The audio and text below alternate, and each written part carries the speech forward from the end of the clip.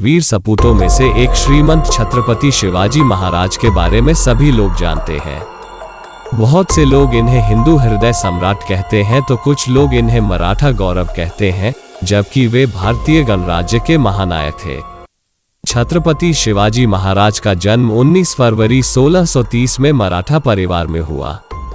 कुछ लोग 1627 में उनका जन्म बताते हैं। उनका पूरा नाम शिवाजी भोसले था। शिवाजी पिता शाहजी और माता जीजाबाई के पुत्र थे। उनका जन्म स्थान पुणे के पास स्थित शिवनेरी का दुर्ग है। राष्ट्र को विदेशी और आतताई राज्य सत्ता से स्वाधीन करा सारे भारत में एक सार्वभौम स्वतंत्र शासन स्थापित करने का एक प्रयत्न स्वतंत्रता के अनन्य पुजारी वीर प्रवर शिवाजी महाराज ने भी किया था। इसी प्रकार उन्हें एक अग्रगण्य वीर एवं अमर स्वतंत्रता सेनानी स्वीकार किया जाता है। महाराणा प्रताप की तरह वीर शिवाजी राष्ट्रीयता के जीवंत प्रतीक एवं परिचायक थे। आओ जानते हैं श्रीमंत छत्रपति वीर शिवाजी के बारे में। मुस्लिम विरोधी नहीं थे शिवाजी। शिवाजी पर मुस्लिम विरोधी होने का दोषारोपण किया जाता रहा है, पर यह सत्य इसलिए नहीं कि उनकी सेना में तो अनेक मुस्लिम नायक एवं सेनानी थे ही, अनेक मुस्लिम सरदार और सूबेदारों जैसे लोग भी थे। वास्तव में शिवाजी का सारा संघर्ष उस कट्टरता और उद्दंडता के विरुद्ध था जिसे औरंगजेब जैसे शासकों और उसकी छत्रछाया में पलने वाले लोगों ने अपना रखा था।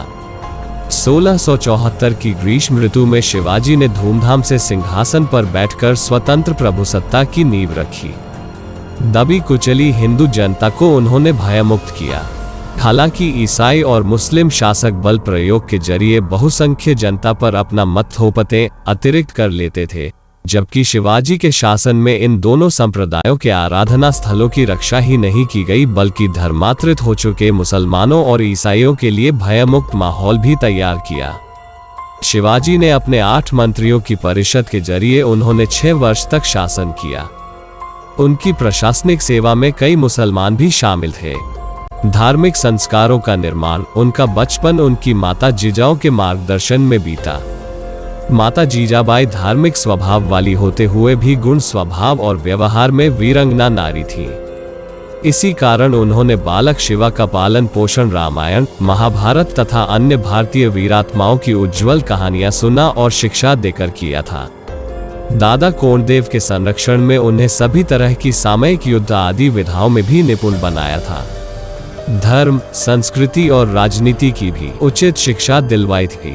उस युग में परम संत रामदेव के संपर्क में आने से शिवाजी पूर्णतया राष्ट्रप्रेमी, कर्तव्यपरायण एवं कर्मठ योद्धा बन गए। बचपन में खेल खेल में सीखा किला जीतना। बचपन में शिवाजी अपनी आयु के बालक इकट्ठे कर उनके नेता बनकर युद्ध करने और किले जीतने का खेल खेला करते थे। युवावस्था में आते ही उनका खेल वास्तविक कर्म शत्रु बनकर शत्रुओं पर आक्रमण कर उनके किले आदि भी जीतने लगे। जैसे ही शिवाजी ने पुरंदर और तोरण जैसे किलों पर अपना अधिकार जमाया, वैसे ही उनके नाम और कर्म की सारे दक्षिण में धूम मच गई। यह खबर आग की तरह आगरा और दिल्ली तक जा पहुंची। अत्याचारी किस्म के तुर्क, यवन और उनके सहायक सभी शासक उनका नाम सुनकर ही मारे डर के चिंतित होने लगे थे। पत्नी और पुत्र छत्रपति शिवाजी महाराज का विवाह सन 14 मई 1640 में सिबाई निम्बालकर के साथ लाल महल, पुणे में हुआ था। उनके पुत्र का नाम संभाजी था। संभाजी 14 मई 1657, मृत्यु 11 मार्च 1689, शिवाजी के ज्येष्ठ पुत्र और उत्तराधिकारी थे, जिसने 1680 से 1689 तक राज्य किया। शंभूजी में अपने पिता की कर्मठता और दृढ़ संकल्प का अभाव था। संभाजी की पत्नी का नाम येसुबाई था। उनके पुत्र और उत्तराधिकारी राजा राम थे। बाल साहित्यकार संभाजी को विश्व का प्रथम बाल साहित्यकार माना जाता है। 14 वर्ष की आयु तक बुधभूषणम, संस्कृत, नायिकाभेद, 7 शतक, निखशिक, हिंदी इत्यादि ग्रंथों की रचना करने वाले संभाजी विश्व के प्रथम बाल साहित्यकार थे। मराठी, हिंदी, फारसी, संस्कृत, अंग्रेजी, कन्नड़ आदि भाषाओं पर उनका प्रभुत्व था। जिस तेजी से उन्होंने लेखनी चलाई, उसी तेजी से उन्होंने तलवार भी चलाई। शिवाजी की कई पत्नियां और 2 बेटे थे। उनके जीवन के अंतिम वर्ष उनके ज्येष्ठ पुत्र की धर्मविमुखता के कारण परेशानियों में बीते। उनका यह पुत्र एक बार मुगलों से भी जा मिला था और उसे बड़ी मुश्किल से वापस लाया गया था।